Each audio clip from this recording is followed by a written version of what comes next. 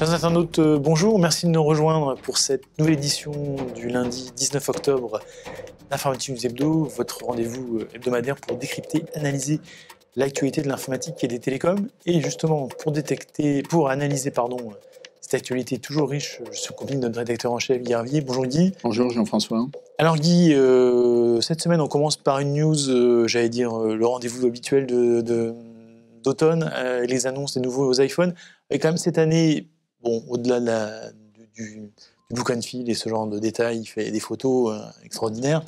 La grande nouveauté, c'était la 5G, dont on a beaucoup parlé évidemment cet été, particulièrement en France, et là qui va se concrétiser, dans les mains des consommateurs dans quelques semaines. Exactement, donc c'est un, comme vous le disiez, c'est un rendez-vous annuel à l'automne. Ça retombe un peu comme le prix Goncourt ou comme les films de Woody Allen quasiment tous les ans. Enfin, Woody Allen, ça fait un certain temps. Donc il n'en fait plus, oui. Et donc là, c'est l'iPhone 12, donc ça remonte à loin quand même. Hein. 2007, je crois, c'était l'annonce du premier iPhone. Donc comme vous le disiez, le premier élément important, c'est que c'est un matériel compatible 5G. On en avait déjà parlé que Apple avait été un peu en retard sur le sujet, sachant qu'en France, c'est pas trop gênant, puisque de toute façon, les bandes de fréquences viennent juste d'être allouées et les premières œuvres vont arriver en fin d'année, début d'année prochaine. Donc ça tombe bien, si on peut dire.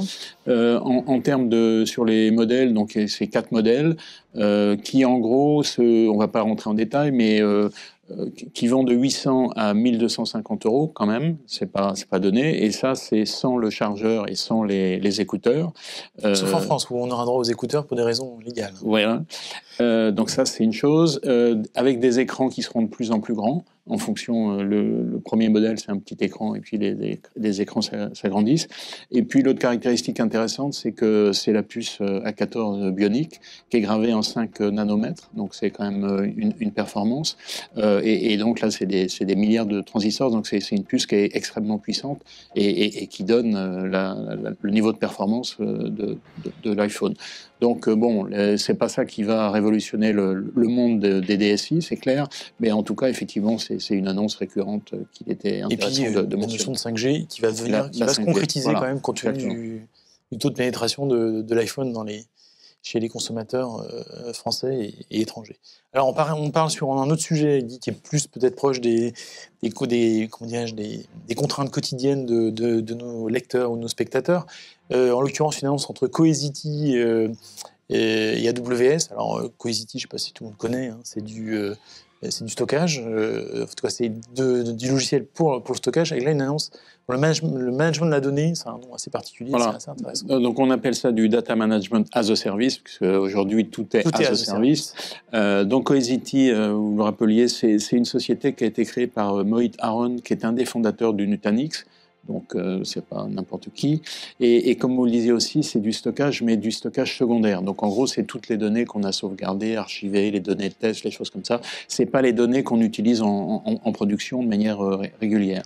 Et donc l'idée de Cohesity, c'était effectivement avec un logiciel. Donc c'était fourni d'abord sous appliance, puis après c'était fourni sous forme de VM qu'on pouvait charger sur un cloud ou en data center, faire en sorte qu'on pouvait unifier l'ensemble des données secondaires et les rendre un peu, de les uniformiser un peu et de simplifier un petit peu tout ça.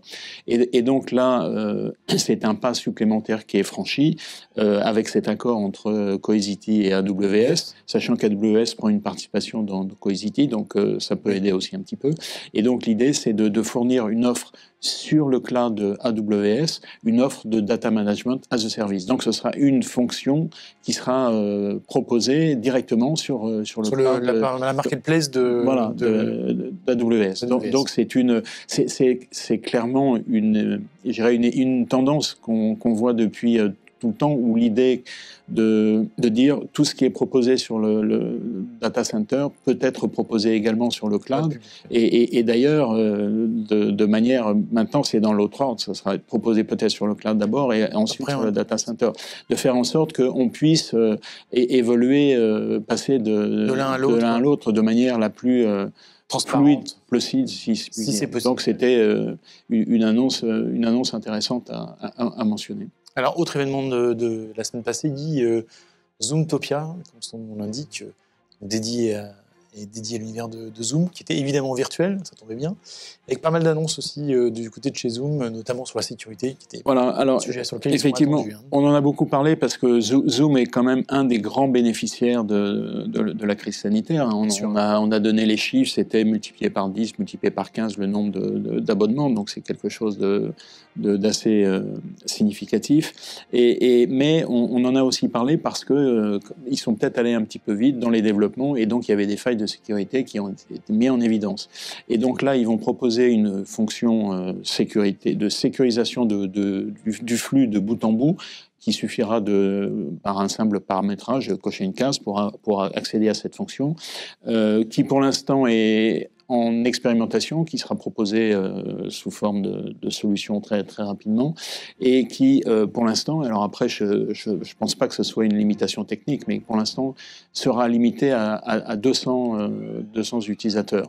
Bon, pourquoi 200 200, déjà, faire une réunion à 200, c'est déjà assez compliqué. Alors, il y a ça, puis éventuellement, il y a d'autres fonctionnalités qui ont été proposées. Donc, OnZoom, par exemple, c'est la possibilité d'organiser des événements payants pour faire de la collecte de fonds ou des choses comme ça, peut-être je sais pas, des assemblées générales ou des choses comme ça. Oui, ou des gens qui font des cours à distance. Voilà. Et puis un SDK, donc une boîte à outils qui permet de personnaliser un petit peu plus Zoom en fonction des besoins particuliers. Donc je dirais que Zoom trace sa route, on va dire. Voilà, et devient aujourd'hui un acteur majeur dans l'environnement actuel de fonctionnement et d'organisation des entreprises. Ça, c'est très clair. Très bien. Alors Guy, on va maintenant sur la saga, je le mot, du Health Data Hub, c'est-à-dire l'hébergement des données de santé. Plateforme de données de santé, comme on dit en bon français. En bon français, qui, on le sait, est chez Microsoft, qui évidemment soulève quelques questions au minimum. Et donc là, on a d'une part la CNIL qui nous dit arrêtez tout, je résume un peu et je caricature, hein, arrêtez tout, basculez tout sur un hébergeur plus souverain, et puis Conseil d'État dit bon, finalement, il n'y a pas d'urgence. Voilà, exactement. Je crois que vous avez assez bien résumé. Donc, en fait, la CNIL avait été alertée par l'annulation du Privacy Shield. Donc, on en a parlé il y a quelques semaines, et donc qui régule le transfert des données entre l'Europe et les États-Unis. Et donc, c'est vrai que le fait que le Privacy Shield soit annulé laisser la porte ouverte à des transferts de données qui ne seraient pas souhaités. Donc la CNIL avait alerté et avait demandé au Conseil d'État de statuer sur finalement le fait que, comme vous le disiez, les données qui sont pour l'instant stockées chez Azure aux Pays-Bas soient rapatriées sur un cloud souverain. Donc et ça tombe bien puisqu'il y a des initiatives avec Gaia en ce moment pour avoir des clouds souverains. Donc il y a des accords entre OVH et Deutsche Telekom. Bon, il y a des choses qui se mettent en place. Et puis, bon, les choses allaient leur train, si je puis dire, et patatras, le juge des référés du Conseil d'État a dit, non, finalement, il n'y a pas trop de problème. Les données sont effectivement aux Pays-Bas. Il n'y a pas de raison particulière de penser qu'on pourra transférer de manière légale les données vers les États-Unis. Il faudra juste faire attention. Donc, on en est là pour l'instant. Est-ce que les choses vont en rester là? C'est pas sûr. Sachant que Cédric O, le ministre du numérique, pour résumer son titre, avait demandé aussi un basculement vers une plateforme européenne. Tout à fait. Donc il n'est pas impossible que ça se fasse un peu plus tard, parce que pour l'instant, cette notion de plateforme européenne est encore embryonnaire. Un peu virtuelle. Hein, c'est pas encore, il n'y a pas des offres qui sont largement établies et qui pourraient reprendre ça en main. Mais enfin, il est vraisemblable que ce soit la CNIL ait jeté un pavé dans la mare et que ça reste pas à terme, que les choses ne changent pas dans les mois ou semaines à venir. Très bien. Et puis Guy, on conclut par la taxe GAFA, j'ose pas dire l'arlésienne, mais en tout cas, bon, qui a du mal à voir le jour. Hein. A priori, elle serait enterrée, hein, un peu comme l'âge de guerre, si je puis dire. Donc, vous vous souvenez que la dernière initiative avait été prise par l'OCDE, donc il y avait des négociations entre, je dirais, plus de 100 pays. Et puis cet été, donc les États-Unis, sous la houlette de Donald Trump, ont dit qu'ils se retiraient des négociations. Thierry Breton avait dit que bon, ça faisait partie un peu du jeu américain, surtout en ce moment avec le président actuel, de cette manière de négocier.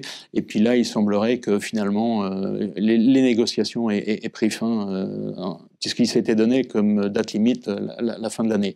Donc cette taxe GAFA, a priori, elle va tomber. Et puis vous vous souvenez qu'il y avait avant ça une initiative française pour mettre une taxe sur les bénéfices pas seulement des GAFA d'ailleurs, de tous les opérateurs qui travaillent sur Internet. Il l'avait mis en suspens parce qu'il y avait cette négociation en cours à la CDE.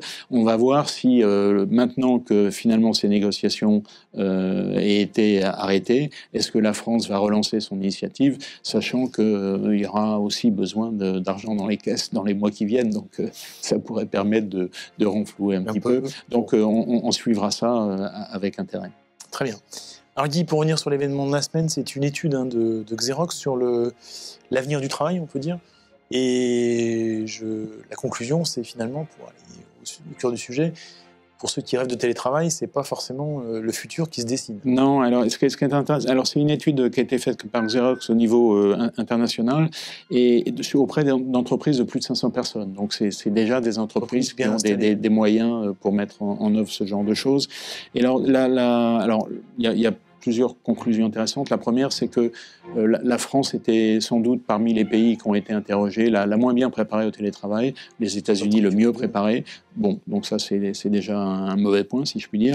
L'autre information intéressante, c'est que finalement, c'est vrai qu'on a basculé assez rapidement en France dans le modèle du télétravail. Et a priori, à terme, il semblerait que, d'après ce qu'ont répondu les personnes interrogées, on revienne finalement à la situation antérieure. C'est-à-dire que finalement, le télétravail dont on parle en permanence avec nos invités ne serait qu'une parenthèse et on reviendrait à... Donc, on a l'impression que finalement, on n'a pas beaucoup appris. C'est quand même un peu étonnant. Et puis donc, après, cette enquête montre un peu les difficultés qui sont liées à cette nouvelle organisation. Donc, les personnes interrogées répondent qu'elles n'étaient pas préparées déjà d'un point de vue technologique. Bon, ça, on peut le comprendre assez bien. Et puis, elles ont le sentiment d'être un peu déconnectées de l'entreprise, donc ça c'est un sentiment assez réel. Et puis le troisième point qui était intéressant, c'est la notion de la difficulté de se concentrer à son domicile. Donc c'est vrai qu'on est un peu sollicité par différentes... peut-être par les autres participants qui sont dans le foyer, les enfants, le chien, enfin des choses comme ça. La sollicitation est plus facile. Donc ça a été mis en avant. Mais en tout cas, je dirais que avec les invités qu'on a reçus ces derniers temps, on avait le sentiment que on allait trouver un équilibre, on va dire, un mode hybride de fonctionnement où les deux auraient leur place. D'ailleurs, avec les annonces qui ont été faites la semaine dernière, on va peut-être y revenir, puisque le gouvernement a quand même fortement conseillé le retour au télétravail comme mode privilégié de fonctionnement. Mais on peut se poser la question de savoir si, quand tout ça sera fini, alors on ne sait pas, hein, peut-être à l'été prochain, est-ce que finalement on va retomber dans un fonctionnement hybride, ou est-ce qu'on va revenir au mode antérieur. Donc ça, ce sera intéressant à voir, et on a encore quelques mois pour y réfléchir et pour observer pour voir ce qui se passe. Très bien. Alors ça, c'était pour la semaine passée, Guy. Pour la semaine à venir, c'est un événement NetApp Insight, évidemment virtuel. On avait déjà reçu le directeur général France de Guillaume Delantier, oui. De NetApp il y a quelques semaines. Si on peut dire quelques mots, peut-être. Alors, c'est un événement important. Ils attendent 20 000 personnes. Hein. Ça a beau être en virtuel, c'est quand même significatif. Monde, ouais. Et ce qu'on peut mentionner, c'est qu'ils ont réussi à avoir des invités de marque, puisqu'ils vont avoir Natya Sadella, donc le patron de Microsoft. Ils vont avoir Thomas Kurian, qui est le patron de l'activité Google Cloud. Ils vont avoir Arvind Krishna, qui est le patron d'IBM. Donc, je veux dire, c'est quand même une assez belle performance pour NetApp d'avoir réussi à faire venir des personnes d'univers aussi différents. Donc en tout cas, on regardera ça avec intérêt. Si vous avez quelques minutes la semaine prochaine, quelques heures, voilà, vous savez quoi faire. C'est sur 4 jours, donc on a le peut temps piocher. de piocher. Il y aura une journée spécifiquement dédiée à l'IMEA, comme on dit, donc à l'Europe, aux besoins spécifiques des entreprises européennes. Et bien c'est noté. Et puis Guy, on conclut sur notre traditionnel coup de cœur, coup de gueule, et j'allais dire la nouvelle application Stop Covid, mais non, elle n'est pas vraiment nouvelle, on a changé de nom. On a changé un peu le packaging, mais ce qu'il y a sous le capot, finalement, c'est la même chose. C'est la V2. Voilà, c'est la donc, V2. Comme vous disiez, coup de cœur, coup de gueule, on ne sait pas encore trop. On va attendre un tout petit peu, on va donner sa chance à cette application. En tout cas, le marketeur qui nous a pondu tous anti-Covid, parce que c'est le nom de l'application, je ne sais pas si qu'on le recrutera à la fin de l'année. On espère que notre Premier ministre aura appris le nouveau nom de cette application. Alors, je ne sais pas si vous l'avez téléchargé. Moi, je l'ai fait, et c'est vrai que ce qui est un peu stupide, c'est que je regarde tous les jours, et l'application me dit vous n'avez pas croisé de personne qui a le Covid, donc ça me rassure. Même si je sais pertinemment que comme il n'y a que moins de 3 millions de personnes de Français qui l'ont téléchargé, je sais que ça n'a aucune valeur, mais le fait de le lire, ça vous rassure. Donc l'idée, c'est on est quand même par rapport à l'Angleterre et à l'Allemagne. Alors là, c'est lié effectivement aux gens qui ont développé et fait la promotion de cette application. Ils sont quand même clairement passé à côté, ça faut le reconnaître. Et puis il y a eu aussi tous les débats autour de la protection des données personnelles qui en a mis une couche. Et puis aussi le fait que les gens n'aient pas eu envie de le télécharger. Donc si on n'arrive pas à une masse critique de gens qui ont cette application sur leur portable, finalement ça ne sert pas à grand-chose. Par rapport à l'Angleterre et à l'Allemagne, on est, je crois que c'est un rapport de 1 à 6 ou 1 à 7, donc on est très très loin. Donc on ne peut qu'espérer que cette nouvelle application, qui est un élément de plus dans la boîte à outils pour se protéger de l'évolution de cette épidémie, soit téléchargée et utilisée, peut-être qu'on en reparlera dans quelques semaines et on pourra savoir si c'est un coup de gueule ou un coup de cœur. Eh ben, merci Guy de conclure sur ce point. En attendant, je vous souhaite à toutes et à tous une très belle semaine et je vous propose de nous retrouver la semaine prochaine pour une nouvelle édition d'Informaticus Hebdo. En attendant, encore une fois, très belle semaine à toutes et à tous. Merci.